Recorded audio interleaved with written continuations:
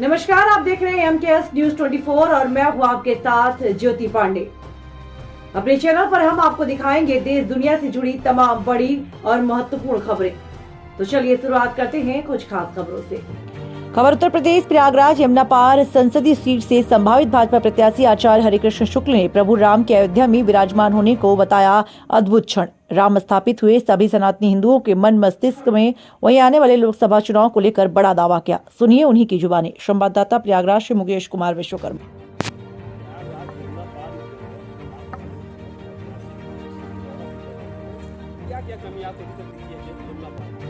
देखिए, सर्वप्रथम तो हमारे आनंद का समय है।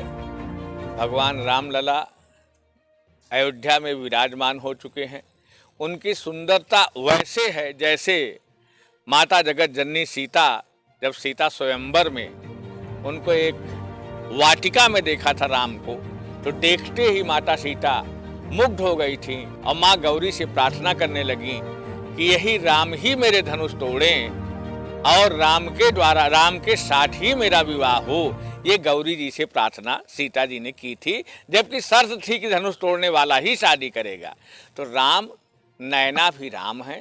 राम इतने सुंदर थे, इतने मनोहर थे, इतने कल्याणकारी थे, इतने चरित्रवान थे कि सीता जी पहले ही देख करके मुग्ध हो गई थी और साक्षात गौरी से प्रार्थना करके अपने शादी की विवाह की बात कही थी।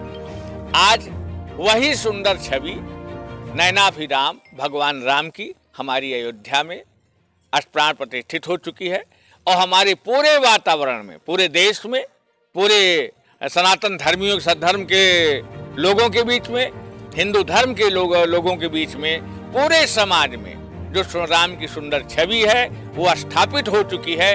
उन्होंने जिस तरह से पूरे समाज में सर्वप्रथम अपने वनवास के समय पहले भगवान शिव को साक्षात दर्शन दिए थे बाल्यकाल में, जिस तरह से ब्राह्मणों का उन्होंने वशिष्ठ जी वगैरह का सम्मान किया शिक्षा के काल में, वनवास काल में जिस तरह से अपने मित्र हमारे गोहराज थे, जो निषाद राज थे, उन्होंने गले लगाया और जिस तरह का सम्मान दिया उन्होंने, आगे बढ़ कर भरद्वाज ऋषि के आश्रम में आए, जिस तरह से उनका सम्मान किया, आगे चल करके जिस तरह से यज्ञों की रक्षा की, ऋषियों मुनियों की रक्षा की, आतताइयों से देश को बचाया, समाज को बचाया, ऐसे भगवान राम हमारे स्थापित हो चुके हैं। तो पहली बात तो हमारे आनंद का विषय है। अब आ गई बात चुनाव की, तो विगत 1 सालों से मैं यमुना पार की हर गलियों में घूमा हूँ, हर गांव में घूमा हूँ और मैंने देखा है कि अभी यमुना पार वास्तव में 40% ऐसे लोग हैं जो अपने जीवन जीने के लिए संघर्ष कर रहे हैं, अर्थात गरीबी का आलम कहा नहीं जा सकता कि इतना ज़्यादा है। ये तो हम धन्यवाद करते हैं हमारी सरकार का कि जो उन्होंने महाकल्याणकारी योजनाएं चला दी हैं, अन्न योजना, आपका मेडिकल की योजना, तमाम ऐसी योजनाएं चला दी है जिससे हमारी जनता कहीं न कहीं सर्वाइव हो रही है और किसी तरह से जी पा रही है। लेकिन हमारा 15-20 सालों से कहीं कोई विकास नहीं दिखा प्रॉपर्ली जो होना चाहिए। देश हमारी 5वीं अर्थव्यवस्था बन चुका है, लेकिन यमुना पार के 40% ऐसे लोग हैं, 2 सीटें हमारी आरक्षित हैं और 40% ऐसे लोग हैं जो आदिवासी हैं और गरीब लोग हैं। इनका किसी भी तरह से लुकावटा ठीक से नहीं हो पा रहा है, इनकी व्यवस्था नहीं हो पा रही है। तो कहीं न कहीं एक विशेष पैकेज के साथ किसी कर्मठ आदमी को, इसमें हमारे मोदी और योगी सरकार की गड़बड़ी नहीं है, हमारी सरकार तो हर तरह से लालायित है सब कुछ करने के लिए, लेकिन समुद्र तो है लेकिन कोई पानी लाने वाला तो चाहिए। यहाँ के जो जनप्रतिनिधि हैं इनको और अधिक सक्रिय होने की जरूरत है, जिससे आम आदमी का दुख दूर हो सके, आम आदमी को रोजगार मिल सके, आम आदमी अपनी जीवन शैली अच्छी बिता सके। केंद्र और राज्य सरकार की योजनाओं को ला करके यमुना पार के अंदर विकास की बहुत बड़ी संभावना है। मैं चाहता हूं कि ऐसा आदमी आए जो इस क्षेत्र के बारे में पूरी तरह से जानता हो और केवल अपनी राजनीतिक चमकाना नहीं चाहता हो, जिसका संबंध गरीबों के हित से हो, जिसका संबंध अपनी जनता से हो, अपने क्षेत्र को चमकाना चाहता हो, ऐसे क्षेत्र को आने की यहाँ जरूरत है। और निश्चित है हमारी योग्य सरकार इसके लिए विचार करेगी और हमारे यमुना पार का अवश्य भी विकास होगा, इसमें कोई डाउट की बात नहीं है।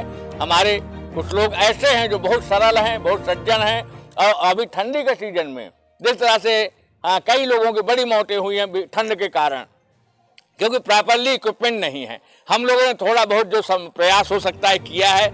निश्चित है यमुना पार में विकास की आवश्यकता है और कहीं न कहीं ऐसे प्रत्याशी की जरूरत है जो इनको विकसित कर सके और देश की अर्थव्यवस्था के साथ हमारी जो मोदी सरकार की संकल्पना 2047 में विकसित भारत की है, यमुना पार को भी इस धारा के साथ जोड़ सके, ऐसे स्थानीय प्रत्याशी की आवश्यकता है।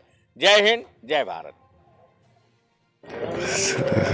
आगामी लोकसभा 2024 का चुनाव जो है नज़दीक आ गया है, आप इसको किस रूप में कौन से प्रत्याशी देखना पसंद करेंगे? देखिए पत्रकार महोदय जी, ये प्रयागराज के पवित्र प्राण धरती है।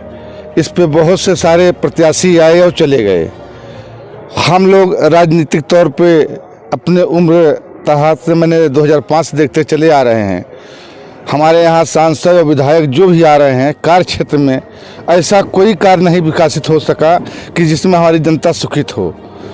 अब हमारे बीच में हरिकृष्ण शुक्ला जी, जो कि हमारे बीच में जब से हम लोग उनका नाम सुने हैं, जो कि देश से विदेश के लोग इनको जानते हैं, यदि भाजपा इनको टिकट दे करके हमारे 52 सीट इनको अगर भेजती है तो हम लोग दल बल से हमारे क्षेत्र की जनता इनसे 2 नहीं 4 लाख से वोटों से जिता करके विजय हासिल करेगी।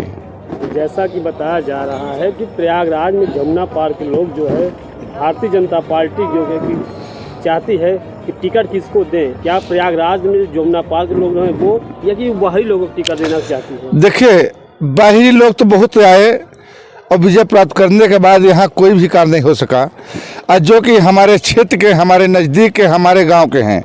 हम चाहते हैं कि टिकट जमुना पार के लोग को मिले ताकि हमारे यहाँ के विकासित कार्य हो सके। ये डॉक्टर संगम मिश्र जी, डॉक्टर LS ओझा जी जो है वो लोग भी दावेदारी किए हैं, क्या कहेंगे इसको लेकर? देखिए, दावेदारी काफ़ी लोग किए हैं, लेकिन हमारे बीच में जो हरिकृष्ण शुक्ला आचार्य जी हैं, इनका वर्चस्व ही दूसरा है।